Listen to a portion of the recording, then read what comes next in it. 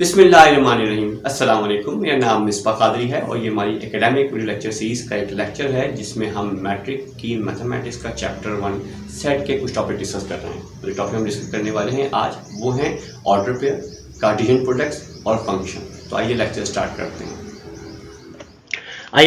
करते हैं और हम बात कर रहे हैं मैट्रिक की मैथमेटिक्स का चैप्टर 1 सेट की, और ये इस चैप्टर का पार्ट 4 है। टॉपिक जो हम कवर करेंगे इस वीडियो में वो हैं ordered pairs, Cartesian products of sets, binary relation और फंक्शंस। तो स्टार्ट करते हैं। Topic number 1.8 ordered pairs. Let capital A be a set of small a and small b belong to capital A, then the order in which objects occur in so consider that the first is A and the second is B, it is called ordered pairs। क्या मतलब है इसका कि capital एक set है जिसके दो member हैं, एक है स्मॉल ए और स्मॉल बी जो कि बिलोंग करते हैं सेट ए को। तो उस नतीजे में हम कहेंगे कि ऑर्डर पेयर क्या है कि फर्स्ट एलिमेंट स्मॉल ए है और सेकंड एलिमेंट बी रहेगा, जिसे हम क्या कहते हैं, ऑर्डर पेयर कहते हैं। It is denoted bye parenthesis small a comma small b where a and b are called the first and second components or elements of the order pair। मतलब ये हुआ कि सेट में फर्स्ट एलिमेंट और second element क्या है, उनकी position क्या है और वो कौन है। The ordered pairs a and b and a are not the same unless a is equal to b। तो यहाँ पे अगर एक सेट है जिसके मेंबर ए और बी हैं और एक ऑर्डर पेयर में पहला एलिमेंट ए और दूसरा एलिमेंट बी है, जबकि दूसरे सेट में पहला एलिमेंट बी और दूसरा एलिमेंट ए है, तब ये दोनों कभी भी बराबर नहीं हो सकते जब तक कि ए और बी की वैल्यू इक्वल ना हो।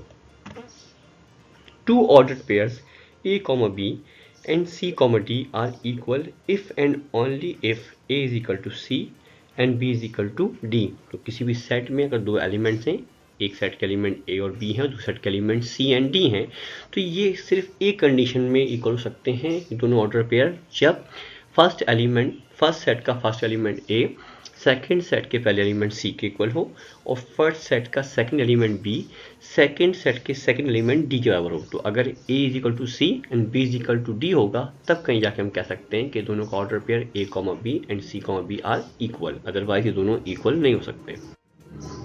Example, if x minus 2 comma 6 is equal to 4 comma 6 find the value of x। ये एग्जाम्पल में बताया गया है कि दो सेट हैं, एक के एलिमेंट है x माइनस 1 पहला एलिमेंट, दूसरा एलिमेंट 6 है, जबकि दूसरे सेट का पहला एलिमेंट 4 सेकंड एलिमेंट 6 है। Find the value of x, तो हमें x मालूम करना है।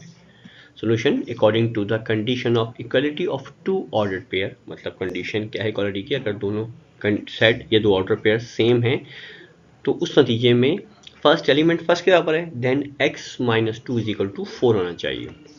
सो x इज इक्वल टू 6 आ जाएगा, माइनस 4 है इक्वल टू दूसरा भी जाएगा तो प्लस का 2 हो जाएगा, सो x इज इक्वल टू 6 आ जाएगा। ये उस कंडीशन में पॉसिबल है जबकि दोनों का ऑर्डर पेयर क्या हो, सेम हो। Topic number 1.9 Cartesian products of sets. The Cartesian product of two sets A and B denoted by A multiplied by B is defined as follows. A multiplied by B is equal to for all A comma B such that A belong to A and B belong to B। क्या मतलब हुआ इसका, हम पर दो एक Cartesian product निकालना है हमें सेट ए और बी का, इसके पार्टिसिपेंट या एलिमेंट है हमारे पास स्मॉल ए स्मॉल बी, जबकि स्मॉल ए जो है वो सेट कैपिटल ए का पार्ट है, जबकि स्मॉल बी जो है वो कैपिटल सेट बी का पार्ट है। Example, let A is equal to 1 2 3 and B is equal to small A small B. तो दो सेट है हमारे पास, एक सेट ए है जिसके एलिमेंट 1 2 3 है और एक सेट बी जिसके element small A small B है।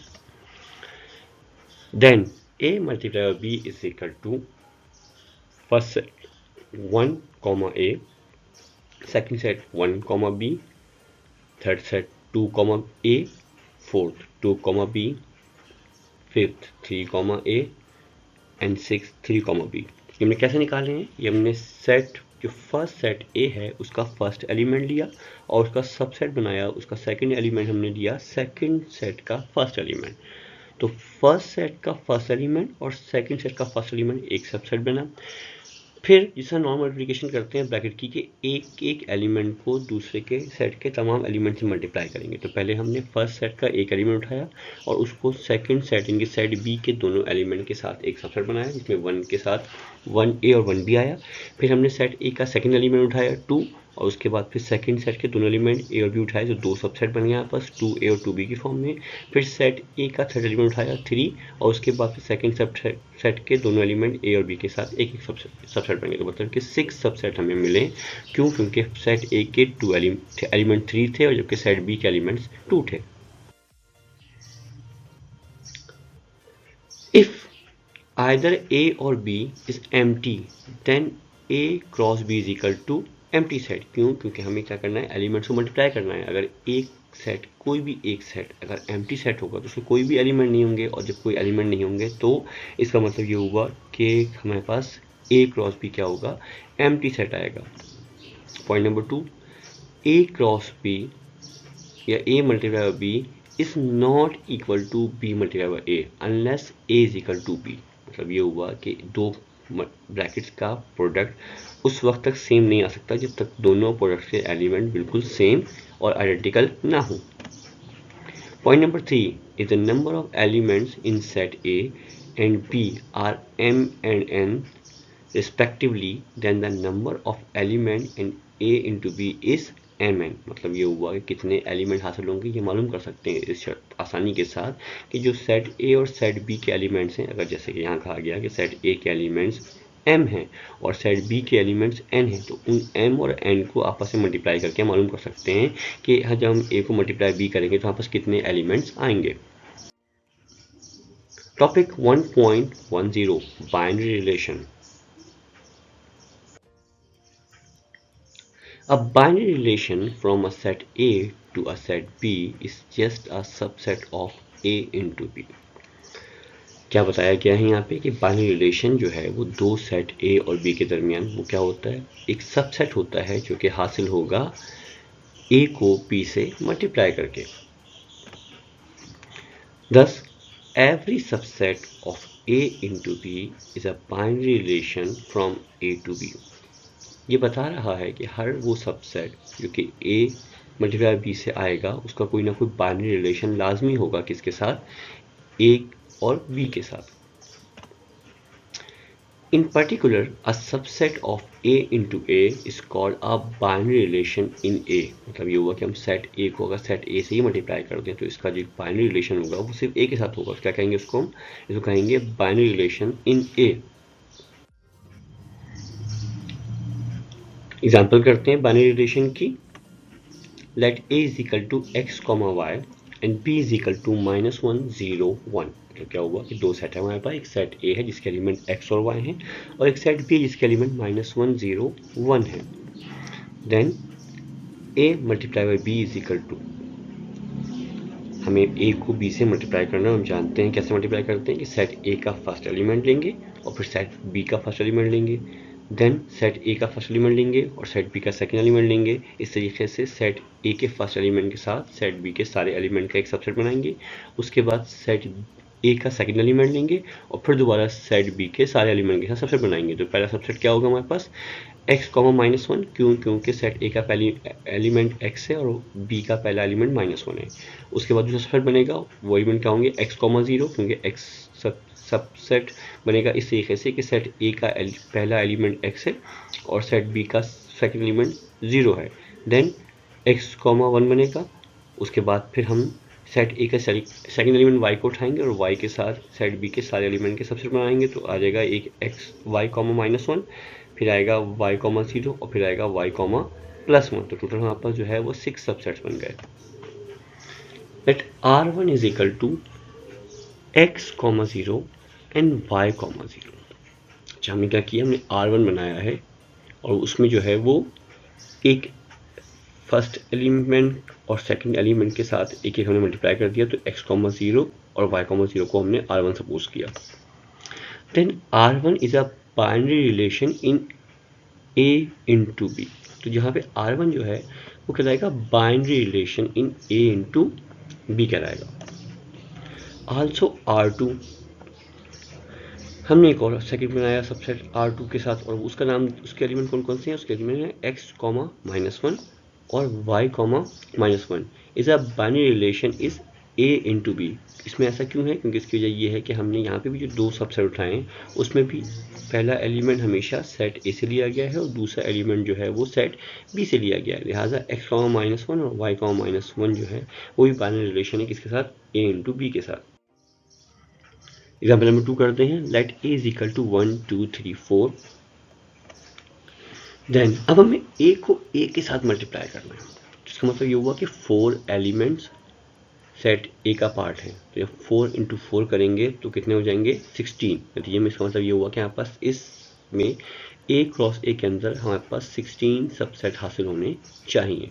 तो हम A को A से मल्टीप्लाई करेंगे तो पहले सेट फर्स्ट A में फर्स्ट एलिमेंट 1 है और यकीनी तौर पे 1 ही जो है वो सेकंड एलिमेंट भी लिया जाएगा। तो 1,1 एक सबसेट आया, फिर 1 फर्स्ट एलिमेंट काउंट किया जाएगा और सेकंड सेट का 2 जो है वो सेकंड एलिमेंट काउंट किया जाएगा। लिहाजा 1 के साथ 1,1, देन 1,2, 1,3 एंड 1,4। यहाँ पर 4 सबसेट आ गए जो हमने 1 सेट A के 1 को फर्स्ट एलिमेंट कंसिडर किया। उसके बाद फिर हम उसी सेट A के सेकंड एलिमेंट 2 को उठाएंगे और फिर दोबारा A के तमाम एलिमेंट का मल्टीप्लाई कर देंगे तो 2,1, 2,2, 2,3 एंड 2,4 हासिल होगा।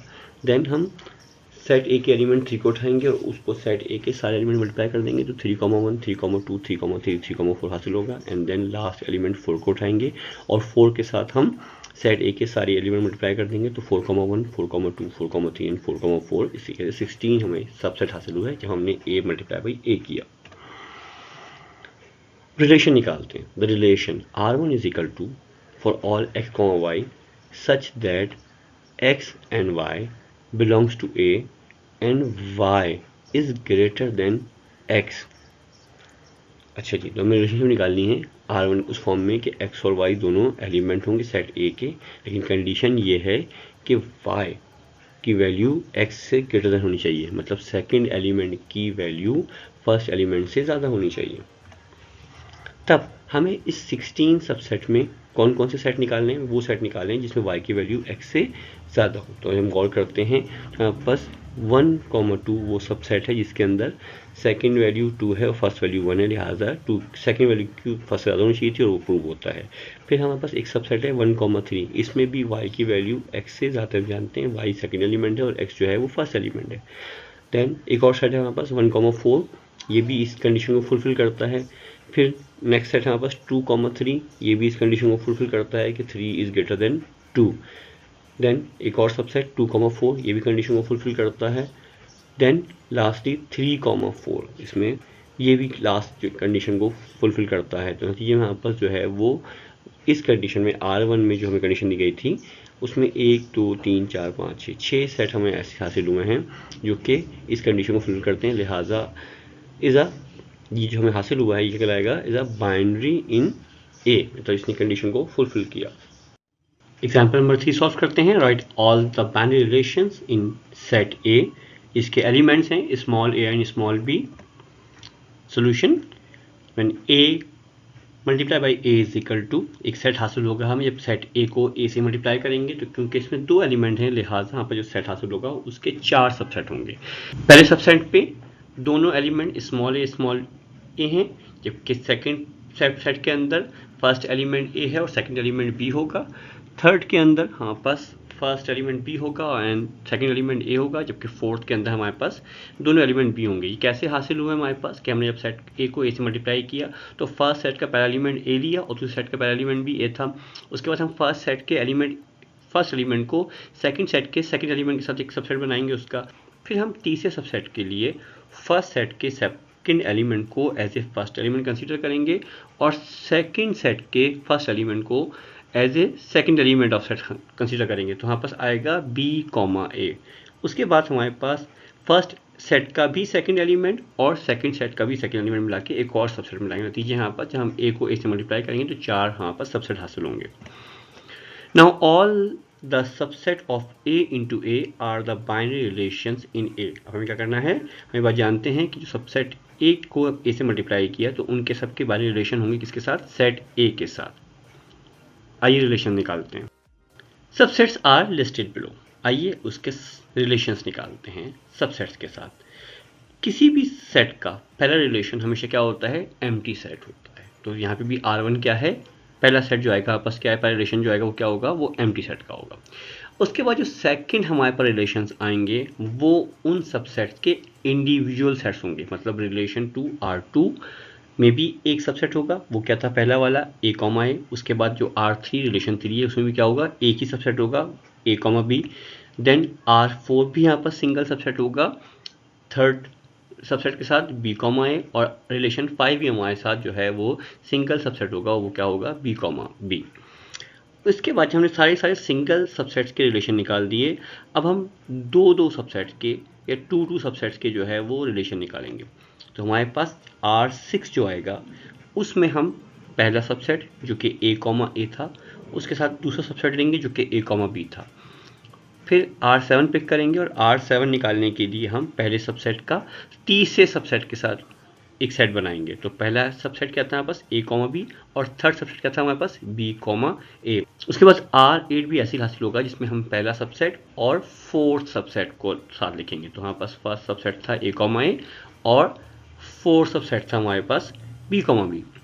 फिर हम फर्स्ट सबसेट के जो हमने सारे सेट मल्टीप्लाई कर दिया, तो अब हम जो है वो सेकंड सबसेट को सबसेट नंबर 3 और 4 के साथ दो पेयर बना के और रिलेशन निकालेंगे। तो R9 जो होगा उसमें हमने सेकंड सबसेट उठाया, वो क्या था, ए कॉमा बी, और हमने थर्ड सबसेट लिखा जो क्या था, बी कॉमा ए। इस तरीके से R10 में हमारे पास फिर दो सबसेट आएंगे, और कौन सा होगा, एक हमारे पास होगा सेकंड सबसेट और एक क्या होगा हमारा फोर्थ सबसेट। तो सेकंड सबसेट हमारे पास ए कॉमा बी था और फोर्थ सबसेट हमारे पास बी कॉमा बी था।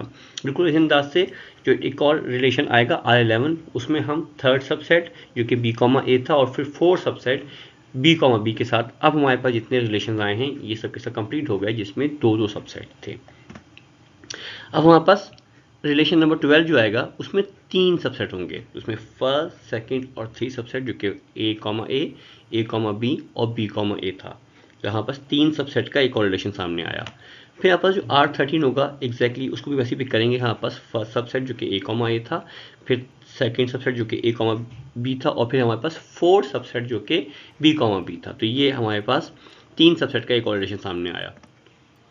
फिर यहाँ पर 3 सबसेट का एक और रिलेशन बच सकता है, और वो कौन सा है, उसमें हम first subset A comma A, second subset, third subset.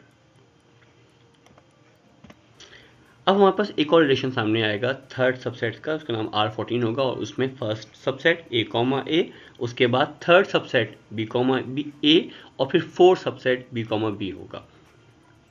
अब हमारे पास R15 है जिसमें 3 सबसेट हैं, और उसमें हमने ए कॉमा बी कॉमा ए और बी कॉमा बी के सबसेट हैं। तो इसमें सेकंड सबसेट, थर्ड और फोर्थ सबसेट मिला के हमने एक और रिलेशन निकाला।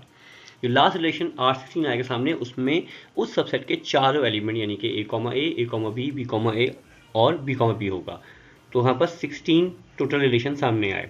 हम कह सकते हैं कि ए क्रॉस ए या ए मल्टीप्लाई विद ए के नतीजे में हमारे पास क्या होगा, if a set has 2 element then it has 16 binary relations in all. मतलब ये हुआ कि 2 सबसेट इनको मल्टीप्लाई कर रहे हैं और इनमें से हर सेट के एलिमेंट सिर्फ 2 होंगे, तब टोटल 16 रिलेशन सामने आ सकते हैं। टॉपिक 1.10.1 करते हैं, नाम है इसका domain and range of a binary relation. Definition मुताबिक the set of the first elements of all order pairs in a relation R from a set A to a set B is called the domain of the relation R। बात क्या सामने आई कि हमारे पास जो first element of the order pair in relation R होगा, मतलब set A का set B के साथ वो तमाम रिलेशन जिसके अंदर फर्स्ट एलिमेंट और ऑर्डर पेयर निकालेंगे,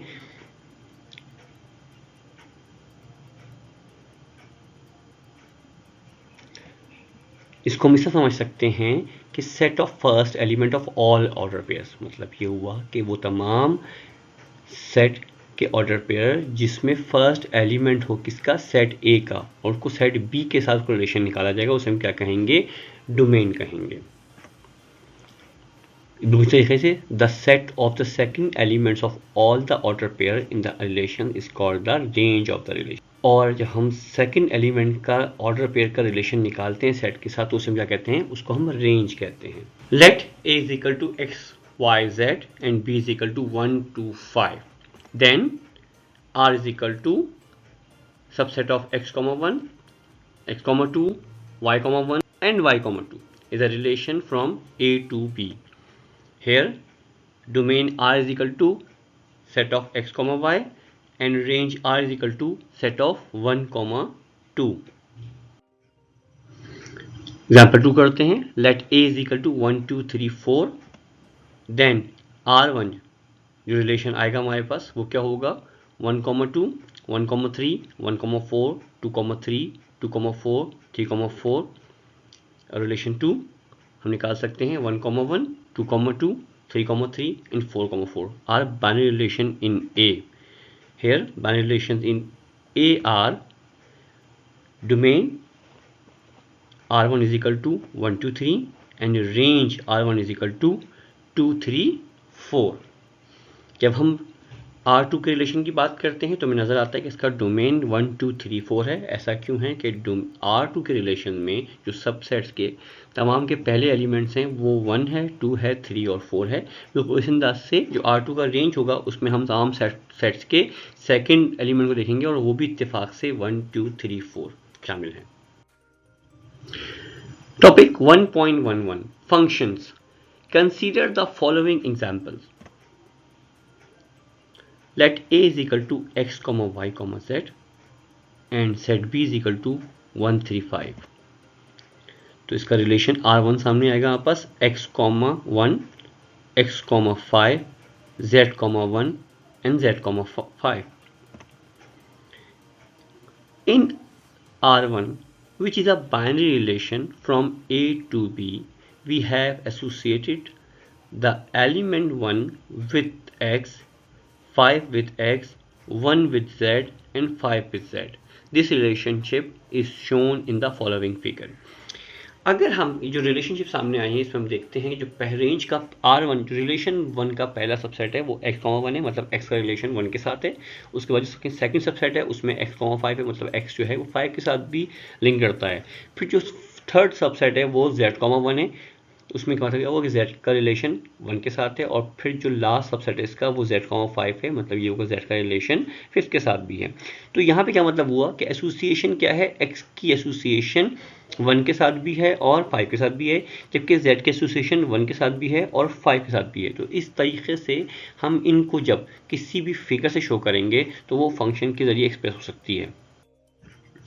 तो जो फंक्शन की डायग्राम आपके सामने नजर आ रही है इसमें आप देखिए सेट ए और सेट बी वाजे है। सेट ए के एलिमेंट हैं आपस x, y, z, जबकि सेट बी के एलिमेंट हैं आपस 1, 3, 5। जब हमने यहाँ पे जो सबसेट बनाया है उसमें हम देखते हैं कि x का रिलेशन 1 के साथ भी है और x का रिलेशन 5 के साथ भी है। तो देखिए कि x के सर्किल से एक लाइन ड्रॉ हो रही है जो कि 1 की तरफ डायरेक्शन कर रही है और 5 की तरफ डायरेक्शन कर रही है। इस बात का इजहार करता है कि x के सबसेट 1 के साथ भी हासिल होंगे और 5 के साथ भी हासिल होगा। तो कोई अंदाज से z का रिलेशन 1 के साथ भी होगा और 5 के साथ भी होगा, लिहाजा z से जो लाइन्स ड्रॉ हो रही हैं उनमें एक लाइन 1 की तरफ है और एक लाइन 5 की तरफ है। तो ये डायग्राम हमें एक्सप्रेस कर रही है कि यहाँ पे x का रिलेशन सबसेट के साथ एक 1 के साथ एक 5 के साथ है और z का रिलेशन भी 1 के साथ है और 5 के साथ है। एक और डायग्राम देखते हैं हम आपस। यहाँ पे एक रिलेशनशिप A सबसेट के एलिमेंट है x, y, z, जबकि B सबसेट के एलिमेंट हैं 1, 3, 5। अब देखिए x से जो लाइन ड्रॉ हो रही है वो 1 की तरफ हो रही है, इसका मतलब है कि जो सबसेट होगा उसका एक एलिमेंट x होगा और उसका रिलेशन किसके साथ होगा, 1 के साथ होगा, मतलब x, 1 एक सबसेट होगा। दूसरे अंदाज से y की बात करें तो y की जो लाइन ड्रॉ हो रही है वो 3 की तरफ हो रही है, इसका मतलब ये होगा कि y का जो सबसेट होगा उसमें पहला एक एलिमेंट y होगा और दूसरा एलिमेंट क्या होगा, 3 होगा। देखिए हम z की बात करते हैं तो z के साथ टू लाइन्स ड्रॉ हो रही हैं। z की एक लाइन डायरेक्शन है उसकी 1 की तरफ और एक लाइन की डायरेक्शन है 5 की तरफ है। इसका मतलब ये होगा कि z के 2 सबसेट होंगे और एक सबसेट में एलिमेंट होंगे z और 1, जबकि दूसरे सबसेट में एलिमेंट होंगे z एंड 5। सो क्या थे हमारे पास, हमने जैसा समझा इस बात को एग्जैक्टली हमारे पास जो है वो 4 सबसेट हासिल हुए, जिसमें से x 1 के साथ है, y 3 के साथ है, जबकि z का एक सबसेट 1 के साथ है और एक सबसेट जो है वो 5 के साथ भी होगा। तो ये a मल्टीप्लाई बाई b है। This relationship is shown in the following figure. इसका मतलब ये हुआ कि रिलेशनशिप जो हमने समझी थी वो हमें इस फिगर्स के जरिए भी, हम चाहें वो रिलेशनशिप वाया सेट एक्सप्रेस करें या उसको हम फिगर के जरिए भी एक्सप्रेस कर सकते हैं। एक और हम कंसीडर करते हैं रिलेशनशिप को, हमें नजर आ रहा है इसके अंदर कि एक सबसेट है x, एलिमेंट है उसके x y z, दूसरा सबसेट है b जिसके एलिमेंट है 1 3 5। हमें नजर आ रहा है कि x की डायरेक्शन 1 की तरफ है, y की डायरेक्शन 3 की तरफ है और z की डायरेक्शन 5 की तरफ है। इसका मतलब ये हुआ कि 3 सबसेट होंगे, जिसमें से एक होगा x 1, दूसरा होगा y 3 और थर्ड होगा z 5। तो एग्जैक्टली ये 3 हम सेट बना सकते हैं इस डायग्राम को देखते हुए, x 1 y 3 z 5 which is shown the following figure. मतलब ये फिगर से वाजिब था और ये हम एक्सप्रेस भी कर सकते हैं via set diagram. In relation 1, in R1, domain R1 is equal to x, y, domain R1 is equal to x, z, which is not equal to a. Each of the elements x and z of a is associated with two elements of set b. इसका मतलब ये हुआ कि यहाँ पे x और y जो है उनका ताल्लुक किससे है, एसोसिएट हैं वो दूसरे 2 एलिमेंट के साथ सेट b के। In R2, domain R2 is equal to x, y and z is equal to a, but element z belong to a is associated with two elements of set b. यहाँ पे element z जो है वो belong करता है किसको, a को, और वो एसोसिएट है 2 अदर एलिमेंट के साथ जिनका ताल्लुक किसके साथ है, सेट b के साथ है। इसी तरीके से इन R3, domain R3 is equal to a and every element of A is associated with only one element of set B. इसका मतलब ये हुआ कि यहाँ पे जो है वो जो एलिमेंट्स हैं किसके, A के, वो सिर्फ और सिर्फ एक सिंगल एलिमेंट के साथ एसोसिएट है किसके, सेट B के। टॉपिक 1.11.1 डेफिनेशन ऑफ फंक्शन देखते हैं। Late A and B be any two set and R be a binary relation from A to B। हमारे पास A और B क्या हैं, कोई 2 सेट हैं और उनका R बाइनरी रिलेशन है A से B का। Then R is called a function from A to B if, तो हम क्या कहेंगे, R को हम फंक्शन कहेंगे अगर number 1 domain of R is equal to A हो, second if every element of A is associated with exactly one element of B under R। क्या मतलब हुआ इसके अंदर कि जो A के एलिमेंट हैं वो सिर्फ और सिर्फ किसी एक ही एलिमेंट ऑफ B से एसोसिएट हों, तब क्या कहेंगे, A, B belong to R and A, B prime belong to R imply that B is equal to B prime. मतलब क्या हो सकता है इसके अंदर कि A और B जो है वो बिलोंग करते हों R के साथ, जबकि A, B प्राइम भी बिलोंग करते हों R के साथ, उस वक्त जबकि B खुद बराबर हो किसके, B प्राइम के। Condition 2 implies that R contains no two pairs having the same first element। इसमें ये बात वाज़ेह होनी चाहिए कि किसी भी सूरत में कंडीशन 2 के लिए क्या ज़रूरी है कि कभी भी वो दूसरे सबसेट के 2 एलिमेंट के साथ उनका रिलेशन ना हो, वो सिर्फ एक ही एलिमेंट के साथ उनका लिंक हो। एग्जाम्पल 1 करते हैं। A is equal to x, y, z and B is equal to 1, 3, 5 and then relation 3 R3 is equal to x, 1, y, 3 and z, 5। ये हमारे पास एक रिलेशन सामने आया जिसके 3 सबसेट हैं जबकि A और B गिवन सेट थे। Here डोमेन क्या हो जाएगा, R3 is equal to x, y, z। मतलब ये हुआ कि इसमें तीनों एलिमेंट कौन कौन से हैं, x, y और z के, क्योंकि तीनों सबसेट के फर्स्ट एलिमेंट क्या हैं, x, y, z हैं जो कि a के बराबर हैं। जबकि every element of a is associated with exactly one element of b। तुम देख रहे हैं कि b के हर एलिमेंट के साथ a के तमाम एलिमेंट का सिंगल रिलेशन है, मतलब सिर्फ एक एलिमेंट के साथ उसका रिलेशन है। R3 satisfies the condition 1 and 2, therefore R3 is a function from A to B। तो यहाँ पे R3 उस सेकंड कंडीशन को और फर्स्ट कंडीशन को भी सेटिफाई कर रहा है, लिहाजा हम क्या कहेंगे कि R3 is a function of A to B। Lukasendra say if a relation is a function then it is usually denoted by f जी। तो अगर क्या हो, अगर रिलेशन एक फंक्शन हो तो उसको किससे ज़ाहिर करते हैं हम, उसको एफ और जी से ज़ाहिर करते हैं। If f is a function from a to b, it is written as f colon a to b। तो इसका मतलब ये हुआ कि फंक्शन a to b को ज़ाहिर करने का इस कंडीशन में ज़ाहिर करेगा कि a के किसी भी एलिमेंट का रिलेशन b के किसी भी सेट के साथ सिंगल रिलेशनशिप है। तो ये बात को ज़ाहिर करेगा कि फंक्शन ये बता रहा है कि a के हर एलिमेंट का b के हर एलिमेंट के साथ सिर्फ सिंगल रिलेशनशिप है।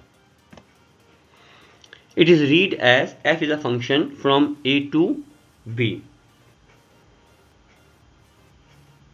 तो हम इसको कैसे पढ़ते हैं, इसको हम पढ़ते हैं f is a function from a to b।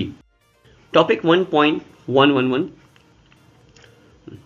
if f is a function of a to b is a function from a to b and pair a comma b, that is a belong to a and b belong to b is in a function। इसका मतलब ये हुआ कि क्या है, f is a function है क्योंकि a से b में, उसमें a और b के जो सबसेट हैं उनके जो पेयर है उसके एलिमेंट हैं स्मॉल a स्मॉल b। इसमें जो स्मॉल a है वो सेट कैपिटल a का एलिमेंट है, जबकि जो स्मॉल b है वो कैपिटल b सेट का एलिमेंट है। तो क्या कहलाएगा, ये फंक्शन कहलाएगा। Then b is called the image of a under f, it is denoted by f of a is equal to b। तो यहाँ पे b क्या कहलाएगा, b कहलाएगा image of a under f। तो इसको लिखते कैसे हैं हम, फंक्शन पैरेंथेसिस में फर्स्ट एलिमेंट a और equal to second element. Example 2 समझते हैं इसको। Let a is equal to set of x y z and set b is equal to 1 2 3 4। Then function x, 1 y, 2 and z, 4। यहाँ पे वाजे हो रहे हैं कि फंक्शन में सेट a के 3 एलिमेंट हैं x y z, जबकि सेट b के 4 एलिमेंट हैं 1 2 3 4। लेकिन सेट a के पहली एलिमेंट x का रिलेशन किसके साथ है, सिर्फ सेट b के पहले एलिमेंट 1 के साथ है। देन सेट a के सेकंड एलिमेंट y का रिलेशन सेट b के सेकंड एलिमेंट 2 के साथ है, जबकि सेट a के थर्ड एलिमेंट z का रिलेशन सेट b के फोर्थ एलिमेंट 4 के साथ है। नतीजे में हमारे पास आया x, 1 y, 2 एंड z, 4 को हम ऐसे ज़ाहिर करते हैं। We associate x with a, so we write f of x is equal to 1। क्यों, क्योंकि x का रिलेशन जो है किसके साथ है, b के साथ है। Similarly f of y is equal to 2 and f of z is equal to 4 हम लिखेंगे। 1 is the image of a x and 2 is the image of y and 4 is image of z। तो इस तरीके से जो लिखा गया उससे वाज़ेह होता है कि 1 is the image of x, मतलब क्या है, 1 इमेज है x का, जबकि 2 इमेज है y का और 4 इमेज है z का। 3 is not the image of any element of a under f। तो यहाँ पे क्योंकि 3 जो कि सेट b का एलिमेंट है उसके साथ सेट a के किसी भी एलिमेंट का कोई रिलेशन नहीं है, लिहाजा 3 क्या है, is not the image of any element of under f। टॉपिक 1.11.2 टाइप्स ऑफ फंक्शन पढ़ते हैं। नंबर 1 है उसमें onto function, second is 1 1 function, third is 1 1 and onto function. Onto function समझने की कोशिश करते हैं। A function f from a to b is called an onto function if range f is equal to b हो। इस diagram के साथ साथ इसको समझते हैं हम। एग्जांपल दी हुई है हमें कि let a is equal to x y z, मतलब सेट a है जो कि इसके एलिमेंट है एक्स वाई जेड और b के एलिमेंट है 1 एंड 2। देन फंक्शन क्या है हमारे पास, x, y। दो फंक्शन है हमारे पास x, 1 y, 1 एंड z, 2। तो क्या वाज़ेह हो रहा है इसके अंदर कि x का रिलेशन 1 के साथ है, y का रिलेशन भी 1 के साथ है, जबकि जो z है उसका रिलेशन किसके साथ है, 2 के साथ है। Here f satisfies condition 1 and 2। तो यहाँ पे फंक्शन f जो है वो सेटिस्फाई कर रहा है कंडीशन 1 और 2 दोनों को। f is a function from a to b, तो हम कह सकते हैं कि f is a function from a to b है। And range is equal to f is equal to 1, 2 है, जो कि खुद किसके बराबर है, सेट b के बराबर है। f is an onto function, तो इस कंडीशन में क्या कहेंगे, f is an onto function. Next है हमारे पास 1 1 फंक्शन, इसको डिफाइन करते हैं। Function from a to b is said to be 1 1 if distinct elements of set A are associated with distinct element of set B। तो क्या वाज़ेह हो रहा है इसके अंदर, एक फंक्शन 1 1 फंक्शन कहलाएगा अगर सेट A के मुख्तलिफ एलिमेंट सेट B के मुख्तलिफ एलिमेंट के साथ क्या होंगे, एसोसिएट होंगे। समझते हैं इसको। हमारे पास एग्जाम्पल के लिए सेट ए है, उसका एलिमेंट है एक्स वाई जेड, और सेट बी है, उसके एलिमेंट है 1 2 3 4। देन फंक्शन हासिल होता है हमारे पास x, 3 y, 1 एंड z, 2। और डायग्राम से वाजे हो रहा है कि x का रिलेशनशिप किसके साथ है, 3 के साथ है, y का 1 के साथ है और z का 2 के साथ है। यहाँ कहीं भी कोई भी एलिमेंट रिपीट नहीं हो रहा, तो इस नतीजे में ऐसा फंक्शन जिसमें सेट ए के हर एलिमेंट के एसोसिएशन सेट बी के एक डिफरेंट एलिमेंट के साथ होगी, तो क्या कहलाएगा, ये 1-to-1 फंक्शन कहलाएगा। तो हम कह सकते हैं कि f is a function from a to b as it satisfy condition 1 and 2। तो यहाँ पे f फंक्शन है क्योंकि वो a और b के साथ दोनों कंडीशन को सेटिस्फाई कर रहा है। बिल्कुल उसी अंदाज से 1 is a image of y, 2 is image of z and 3 is image of x। तो यहाँ पे क्या है, 1 इमेज है y का, 2 इमेज है z का और 3 इमेज है x का। No image is associated with 2 or more element. तो यहाँ पे कोई भी एक एलिमेंट एक से ज़्यादा की एसोसिएशन नहीं है उसकी एलिमेंट के साथ, लिहाजा कहेंगे उसका no image is associated with 2 or more elements of ए। तो f इज 1-1 फंक्शन। तो इस कंडीशन में क्या कहेंगे, f is a 1-1 function. 1-1 and onto function. A function f from set A to set B is called a 1-1 and onto function if it is both 1-1 and onto। इसे बताया गया ये function of f है जिसमें set ए से set B के साथ relation है और वो 1-1 और ऑन टू फंक्शन दोनों की प्रॉपर्टीज को फुलफिल कर रहा होगा। तो क्या कहलाएगा, वो 1-1 एंड ऑन टू फंक्शन कहलाएगा। एग्जाम्पल करते हैं इसकी, let a is equal to x y z and b is equal to 1 2 3 and function है हमारे पास x, 2 y, 1 एंड z, 3। तो यहाँ हम देख सकते हैं कि x y z जो कि सेट ए के एलिमेंट हैं, इन तीनों के सेट बी के 3 एलिमेंट 1 2 3 के साथ रिलेशन है। तो यहाँ पर डायग्राम से वाजे होता है x जो है वो कहाँ जा रहा है, 2 की तरफ, y जा रहा है 1 की तरफ और z जा रहा है 3 की तरफ। f satisfies the condition of 1-1 and on-to function। तो यहाँ पर f जो है सेटिस्फाई कर रहा है दोनों कंडीशन, 1-1 वाली भी और on-to फंक्शन की भी। तो वो क्या है, f of x is equal to 2 and f of y is equal to 1 and f of z is equal to 3। तो यहाँ पे function of f of x 2 है, f of y 1 है and f of z 3 है। तो हम क्या कह सकते हैं कि range of f is equal to 1 to 3 हो जाएगी, जबकि f is 1-1 and on-to function. तो यहाँ पे f जो है वो फुलफिल कर रहा है 1-1 एंड ऑन टू फंक्शन को, लिहाजा f क्या होगा, is 1-1 and onto function. इस वीडियो से मुतालिक आपको कोई सवाल हो तो कमेंट सेक्शन में कमेंट करके बताइए। आई होप कि आपको हमारा लेक्चर जरूर पसंद आया होगा। कमेंट सेक्शन में कमेंट करके बताइए और यही बताइए कि मज़ीद कौन कौन से ऐसे टॉपिक या सवालात हैं जिनको सॉल्व करने में आपको प्रॉब्लम का सामना है। हमें फेसबुक, ट्विटर, इंस्टा और यूट्यूब पर लाइक करें, सब्सक्राइब करें। Thank you very much.